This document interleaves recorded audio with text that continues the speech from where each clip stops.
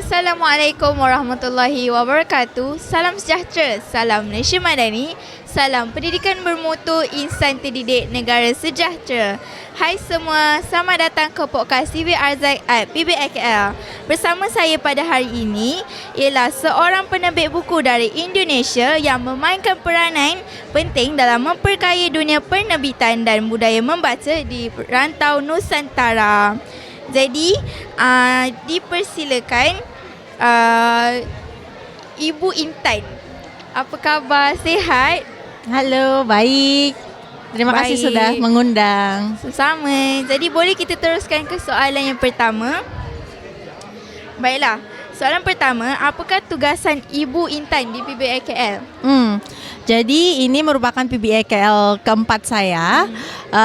Saya hadir mewakili Gramedia sebagai penerbit terbesar di Indonesia. Di sini karena ada Asian Rights Fair dan banyak peminatnya buku-buku Indonesia di Malaysia. Jadi kami ikut membawa buku-buku kami ke Malaysia. Baik. Boleh kita teruskan kepada soalan kedua?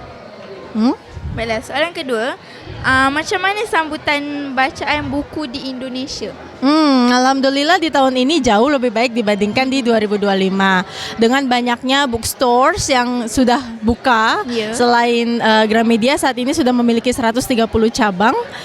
Lalu ada bookstore-bookstore lain yang juga turut mendukung makin luasnya buku-buku Indonesia diterima di masyarakat. Baik.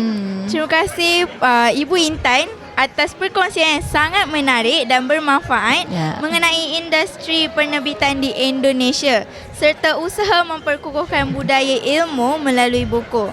Semoga hubungan antara penerbit Malaysia dan Indonesia terus berkembang sekaligus membuka lebih banyak peluang kerjasama dalam memartabatkan dunia perbukuan di peringkat antarabangsa.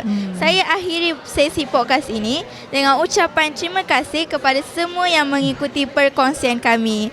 Jumpa lagi di episod seterusnya hanya di Pesta Buku Antarabangsa Kuala Lumpur. Terima kasih dan bye. treasure